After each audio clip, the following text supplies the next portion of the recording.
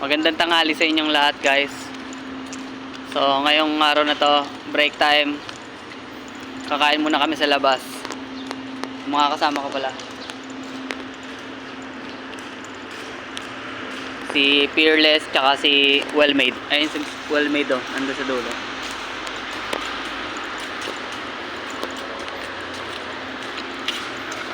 Lakad muna kami. Punta kami dito sa may kabila. Kasi doon pa yung kainan, eh.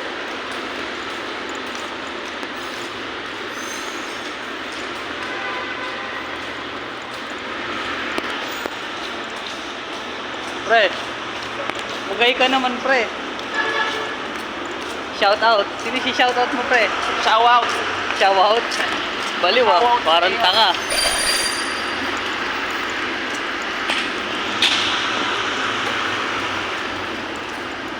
Pwede yan pare, pag duty mo, Magbablog na. punta ka sa loob. Sabi, bawal doon sa loob. Di ba? Amoy tapos tago mo na yan. Bawal yun. Kunyari ka lang. Nakikita ka lang. So guys, kakain po kami. Hello, kakain po kami. Break time po namin ngayon. Itutut ka na. Kaya ka. Nahiya ba ako? Ito, kinakapalan ko nung ayaw mukha ko. Kapal na nga yung mukha mo. Kaya. Ito, kapal din mukha. Ha? Linggo kasi ngayon par. Naulan po, oh. Ayun, dyan kami nagtatrabaho. SM. Sa Padis. Sa Padis po Tapat kami. ng Padis. Ayun, oh. Hindi, sa Padis talaga kami nag-work.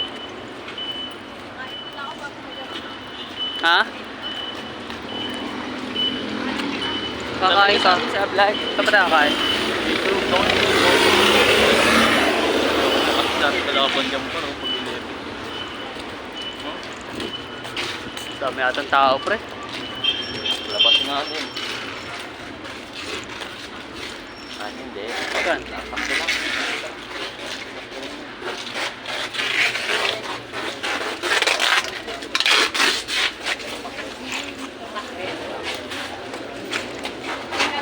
Gulong. Anong kain natin? Sa akin, ano? Lumpia, tsaka dalawang kanin. Apo. Apo, tawag.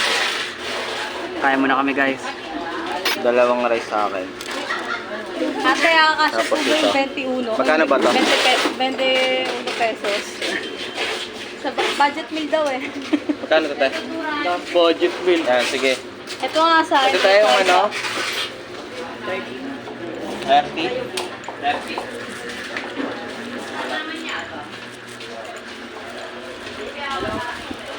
Yun, oh. Okay lang. Ginalaglag.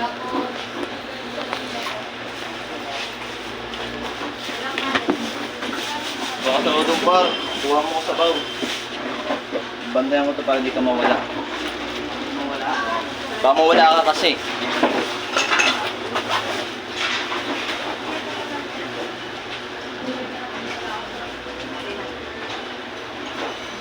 Pare sa drinks natin para baka kalimutan mo.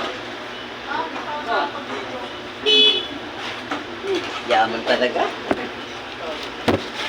Libra? Dalo ba? Wait lang. Kaya mo yun. Kaya ko ba yan? Oo. Kinaya mo nga nung wala siya.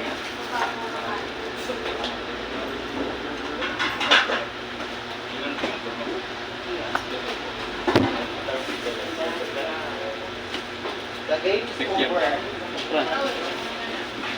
Thank you, thank you. Kano ba sa drink? Ito yung malaki. Yun yung malaki. Kung kaya ko nahirapan, umupo ka dyan. Umupo ka. Ikaw po.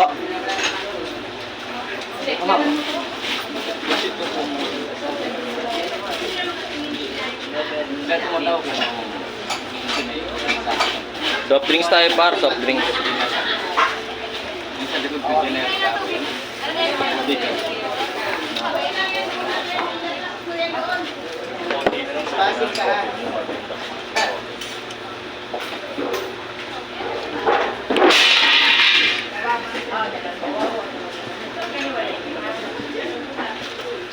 Magkano ba ang ano, soft drinks dito po? Tanong. Hindi ako nakapag-withdraw eh. May tubig bro. Te. Te, magkano ba soft drinks, te? Yung malaki, te. Sige, Ayan guys, isa na kain lang. tayo. Break time. Dapat ina-add mo ako sa Facebook. Mga kasama ko nga pala. Ayun o. Dapat ina-add mo ako sa Facebook. Fearless, tsaka si Well-Made. Ayan. Daming alam ni Karte. Kain muna kami.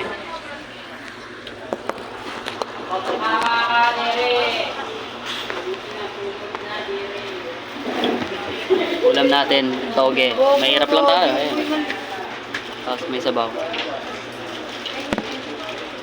Siyempre, may suka. Ayan. Baba talaga pa rin. Bakit? Oo. Eh.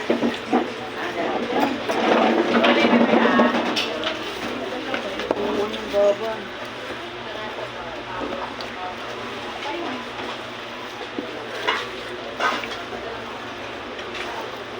Punta ko ng toge, no? Ikaw, gusto mo? Yung togi dun lang. Kaya nga. Mangga.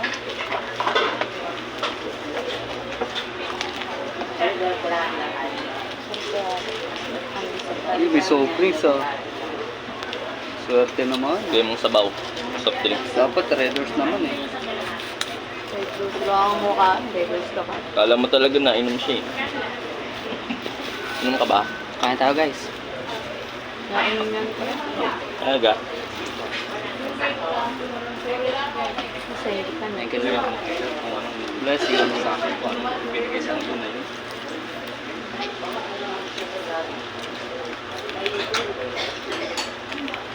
Previous story to tell you. But before that, please like and subscribe. I was taken in by my Pinapanood mo ah. 8 years old. She told the best stories and big fresh chocolate cookies every day, and life was swell until she fell down some stairs and broke her hip. So I was sent to live with my rich uncle. He was a businessman, but then I was having a pretty good time. Soon after, Dito rin kayo kumain ni ano? Shoutout nga pala sa magina ko. went bankrupt, Ha? and then lost Ingat kayo my dyan. house. So I was head off to my aunt's Sa pamilya ko. That was cool. And she even had a dog who was adorable. The three of us had fun. Until the dog ate something and fell really sick. He didn't survive. Aunt ran away to India to heal her heart, and I ran out of relatives and ended up in an orphanage. It wasn't so bad there, and I even made some friends. Then they all got adopted, and I was the only one left behind. Shoutout kay parang Device. I'm sure Cancel laro natin pre. family waiting for you out there. With my May ride sila. really down to I was Ewan ko kung kasama ka. lucky person who's destined to be alone. Talo kayo? This time last, Talo kayo? I hope of them Nalo kami. family. Then, Iba-ibang laro ka na yun. something unexpected happened. Morgan called me into her office and told me that if I wanted to Shout out sa mama niya. to leave for the village the same night. I found it strange because the family hadn't even met me. Morgan said they'd gone through my file and made their decision. As everything slowly well, with happiness at the thought of having my own family. When I reached the address I was given, I poured joy to my stomach. It was a rundown hotel located next to a Shout out sa cemetery. mama niya. Shout out sa mama niya. So, Huge windows, nakasunod pa. terrifying. Just then, the door opened. Wendy walked out. Looked like she was dressed up for a Halloween party. You must be Lillian. I'm Mrs. Edwards. I'm sorry to have come to pick you up. My husband and I had a little emergency. That's okay. It wasn't. Shh. Do you smell that? Looks like it's going to rain any second. Why don't you get your and I'll show you around. Oh, did I Sorry, say sa bono. I have to say you? I have this condition. Don't cleanse the thing. Mrs. Edwards took me inside the house seconds before it did start raining like crazy. She showed me around the hotel, which was just as creepy from the inside. And then we went into the dining hall where I met her husband, who seemed just as odd as his wife. And then, just as I was about to sit at the dinner table, this girl came out of nowhere and pushed me away. You can't sit here, you ugly toad. Why not? It's empty. Don't talk to me. My house, my rules. Ivy, can you please calm down, Lillian? Why don't you sit next to me, dear?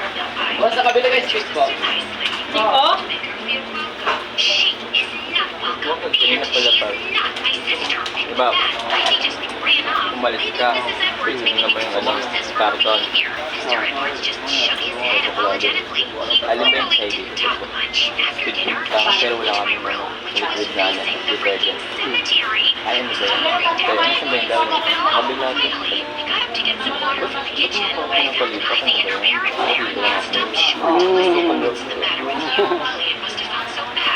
Baling. How do you think I feel about this stranger living in my house? I thought it would be nice for you to have some company. I told you Mahal ka na ata niya. I don't need company.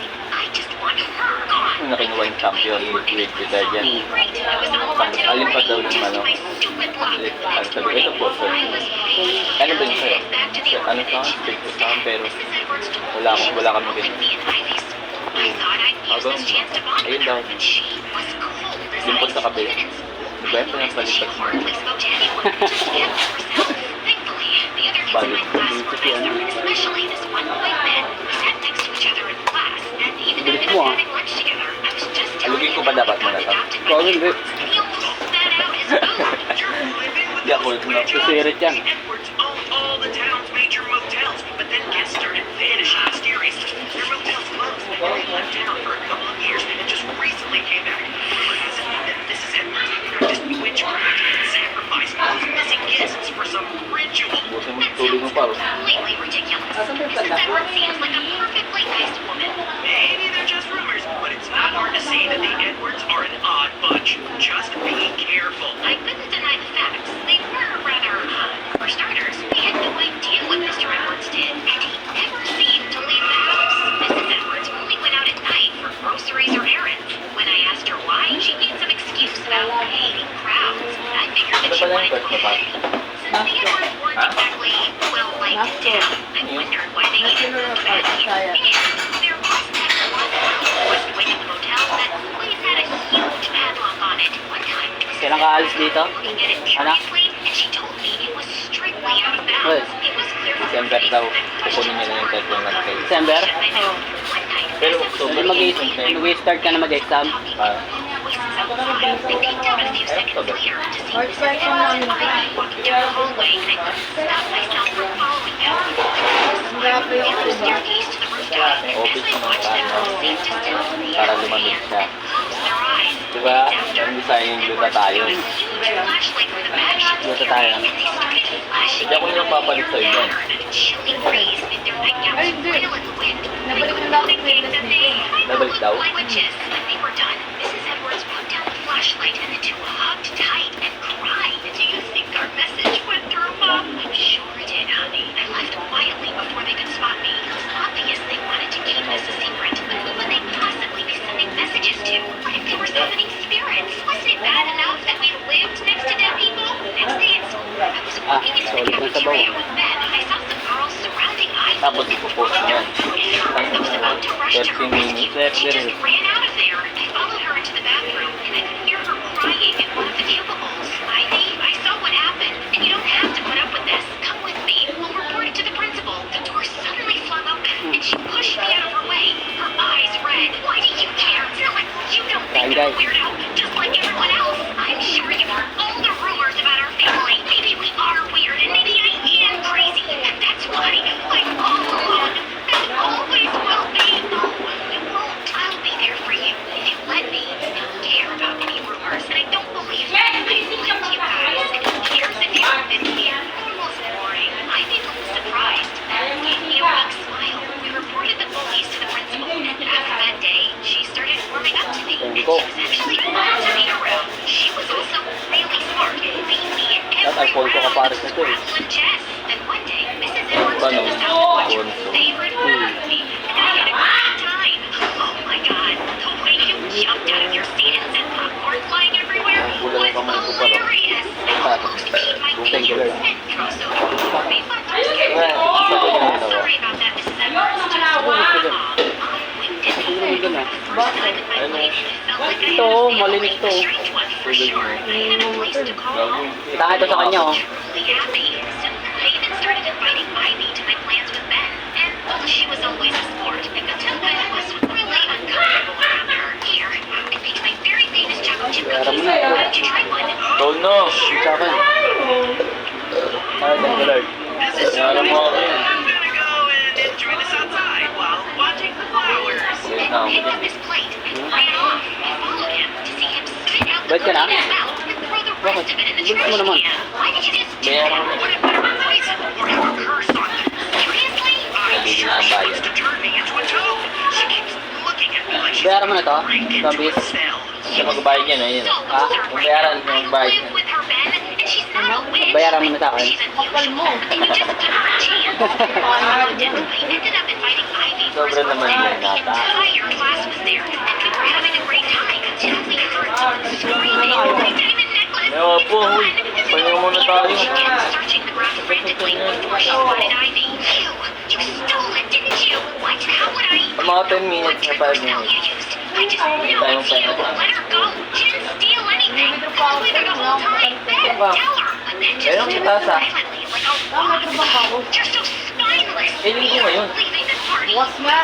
Right? Tingnan mo. You know, Ben, I know you don't like Wala akong Ivy. dala But dito. that is way too insulting. I grabbed Ivy's Kay hand and Blasen, we di ba? left. As soon as we got home, Ivy ran off to her room crying. I decided to give her some space. Alam mo, may pera ako. Later that night, I went Meron to yan, check up on withdraw her. ka pala eh. Found her bed. Bayaran mo na I ako. looked all over and then came to the corridor with the padlocked room. Tonight, it wasn't locked. Feeling really curious, I crept up to it and gently pushed the door open to see a very girly room in great condition. Ivy sitting on a bed and a heap of things next to her. Phone, jewelry, Paano pati watches, ang dito ba naman? Naka-block ka pa rin, Ivy Hagi. looked up at me furiously and started stuffing them all into a bag. You Damn have budget. no business being here. Get out! Until you Tara. explain why you have a stash of things that clearly don't belong to you. A bunch of kids and teachers have been reporting things going missing from their lockers. You took them? Shut up and go away. I just offended you and walked out of a party because someone accused you of theft. Why would you do something so awful? You don't really know me or anything about my life. So Tara na. don't judge me. And I said, get Sabi ng mama mo, out. dali, That's mauna ka when she na. jumped on me. Mr. and Mrs. Edward came running at the noise and Doon pulled tayo her away. magpahinga. When I told them about the stolen things, they looked Oo nga, doon tayo magpahinga sa loob. Malamig. Tignan mo, giniginaw ka na, oh. Tara na. Tara. Just leaving me in the dark as usual. I crept up to Ivy's closed door and pressed my ear to it. I know it was wrong, but I had kami, to do guys. something. When Lily reports me to the police. Uy, diyan ka lang. Ano kami?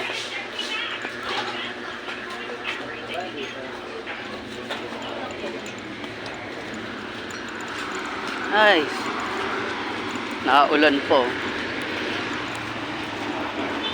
Pre, antay mo ako.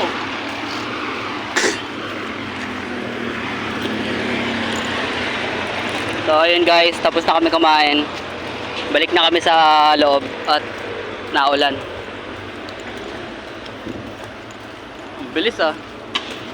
Parang di busog ah. Ako, nauna ako matapos sa inyo. Kaya mo, maaga ako nakapagpahinga.